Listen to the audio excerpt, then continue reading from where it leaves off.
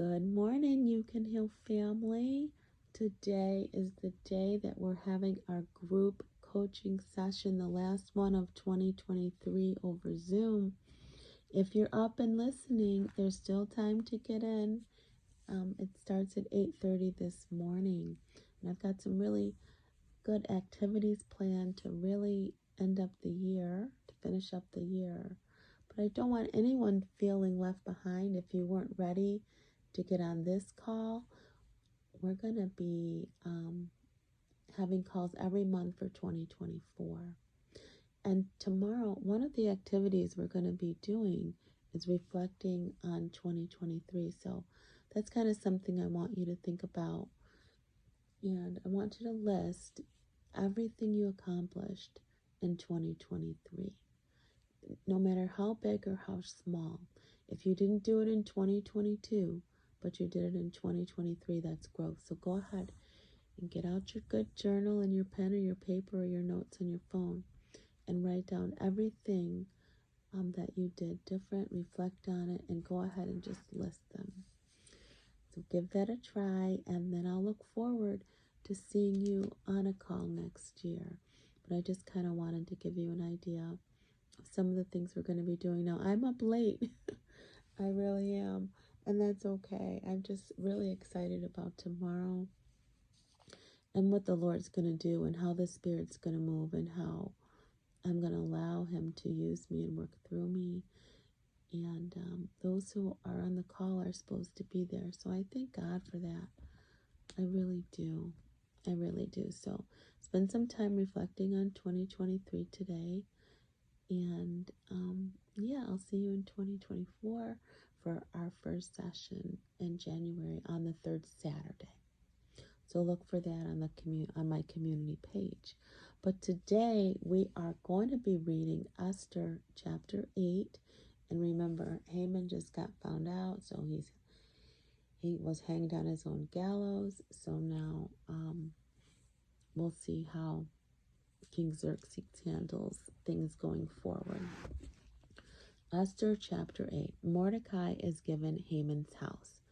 On that same day, King Xerxes gave the estate of Haman, the enemy of the Jews, to Queen Esther. Then Mordecai was brought before the king, for Esther had told the king how they were related.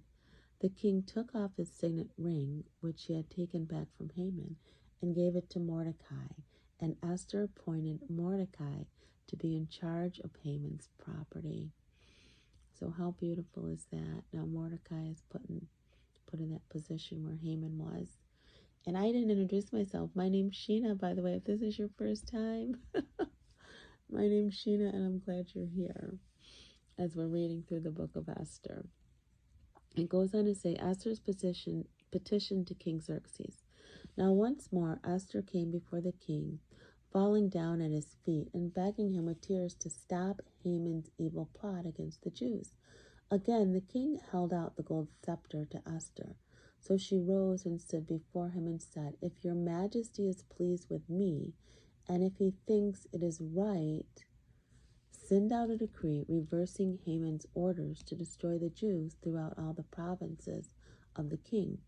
For how can I endure to see my people and my family slaughtered and destroyed? King Xerxes' counter-decree. Then King Xerxes said to Queen Esther and Mordecai the Jew, I have given Esther the estate of Haman, and he has been hanged on the gallows because he tried to destroy the Jews. Now go ahead and send a message to the Jews in the king's name, telling them whatever you want, and seal it with the king's signet ring. But remember that whatever is written in the king's name and sealed with his ring can never be revoked. So on June 25th, the king's secretaries were summoned. As Mordecai dictated, they wrote a decree to the Jews and to the princes, governors, and local officials of all the 127 provinces stretching from India to Ethiopia. The decree was written in the scripts and languages of all the peoples of the empire, including the Jews. Mordecai wrote in the name of King Xerxes and sealed the message with the king's signet ring.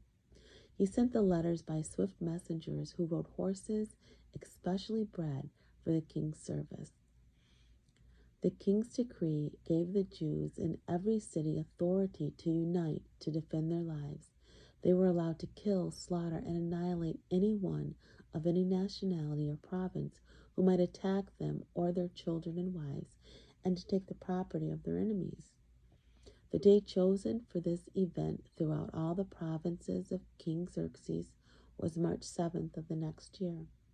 A copy of this decree was to be recognized as law in every province and proclaimed to all the people. That way the Jews would ready on that day to take revenge on their enemies. So urged on by the king's command, the messengers rode out swiftly on horses bred for the king's service. The same decree was also issued at the fortress of Susa. This is just so amazing how God is going to protect and provide, and giving the Jewish people every opportunity to protect themselves and defend themselves. And he does that for us, when we're in situations and it feels like our back's against the wall. God has a plan. He hasn't forgotten us, just like he didn't forget about Esther and Mordecai. He makes a way of escape. He really does. The last section, starting with verse 15, is many Gentiles are converted. Then Mordecai put on the royal robe of blue and white and the great crown of gold. Oh, wow. And he wore an outer cloak of fine linen and purple. Just all those colors of majesty, the blue and white, the purple, the gold, the fine linen. And the people of Susa celebrated the new decree. The Jews were filled with joy and gladness and were honored everywhere. In every city and province, wherever the king's decree arrived, the Jews rejoiced and had a great celebration and declared a public festival and holiday. And many of the people of the land became Jews themselves, for they feared what the Jews might do to them. So they became very powerful again. And just think of just how powerful you are, like you're royalty. Just consider yourself clothed in gold and purple and white and blue and fine linen. That's how God sees you. You're his royal daughter, and you're his royal king, right? If any men are listening, so just so beautiful. Just try to get that image in your head of Mordecai, all decked out in the royal robe of blue and white and the great crown of gold. And he wore an outer cloak of fine linen and purple. And all these colors just represent royalty. I love that. I love that. So that's our reading for today. I'm so glad you joined me. And I look forward to continuing reading every day till we finish. And I'm so impressed by how far we've come, you guys. So that's real good. We're almost done with Esther. We just have chapters 9 and 10 left. And then we're going to move on into the book of Job. I'll see you back here tomorrow. Always remember, true healing begins with self-love. Why? Because God is love and he lives on the inside of you. Bye for now.